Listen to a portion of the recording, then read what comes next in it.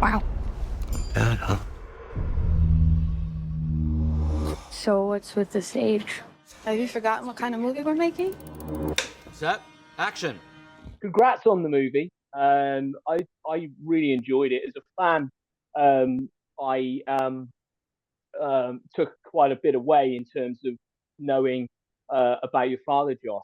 Um, Now, I understand that you guys have been working together professionally since your short Dawn back in, I think, 2014 from memory. Um, but I also understand that you're a couple in real life as well.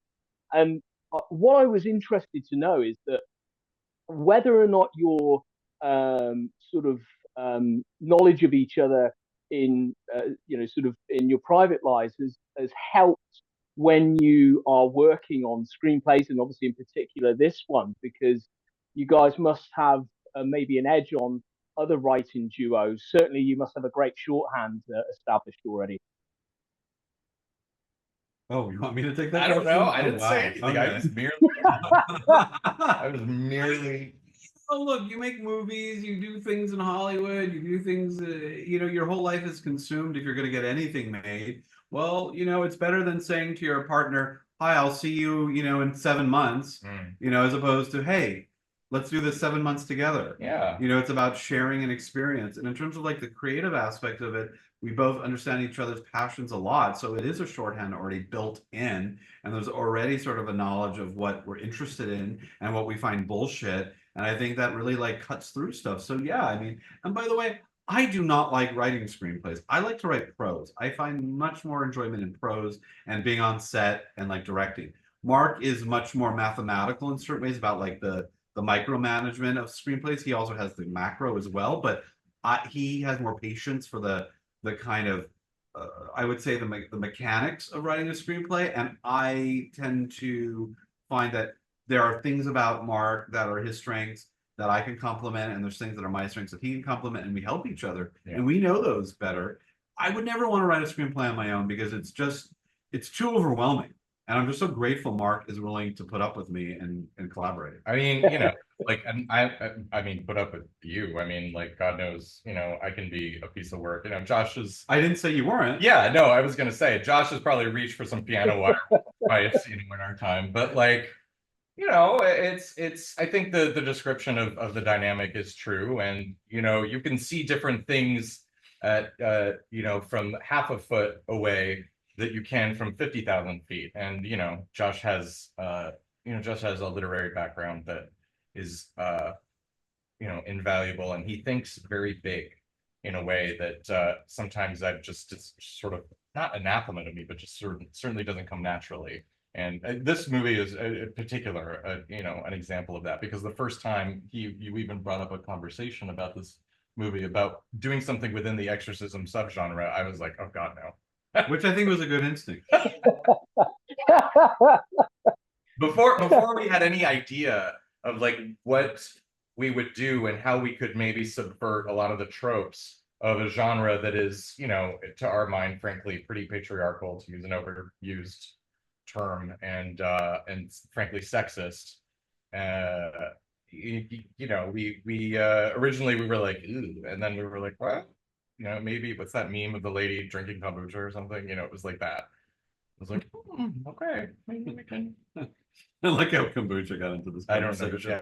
I don't know why that makes me. I don't know why they allow me to do these things. They should just be here and be quiet.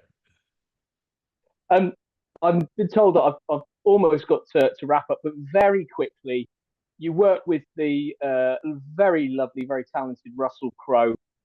How was it working with him, and how did he end up, collaborating with you guys? I think people are. I don't know him as a person really, right? Yeah. I know him as the artist. I didn't really get like the human experience. And today in the culture, it's like you have to be one. And I think I could talk about him as an actor. And as an actor, he's a virtuoso, right? And I think he has that rare combination of vulnerability and strength and danger. These are the things that, look, crazy eyes. You know what I mean? You want crazy eyes. Yeah. Angelina Jolie, crazy eyes. You know, this is what you are drawn to on a screen blown up. I mean, yes, and hopefully people watch things on a big screen still. That's what I want to fight for. And I think he's incredibly appealing because I think he's got the crazy eyes. Yeah. And you're like, what's happening there? And you lean in. That's part of his magnetism. And I think, you know, but as a human being, who the hell knows? You know, I'm very professional. I keep my personal connection to him very separate from my working. He's you know, we think the work he does on this movie is really great. He shows a kind of vulnerability that he's never shown before, and you know, and he's an intense guy. But you know, there's a great director, James Bridges, who, when he was asked once years ago about working with an actor that was considered quote unquote difficult, he said, "When you work with nice, you get nice, but if you work with sparks, you get fire." And you know, I think that applies to Russell. Well, guys, thank you so much for your time today. Best of luck with the picture when it comes out, and look forward to maybe speaking to you about future projects very soon. Thank you. Thanks, Ashley. Take Look care. forward to it too. Be well.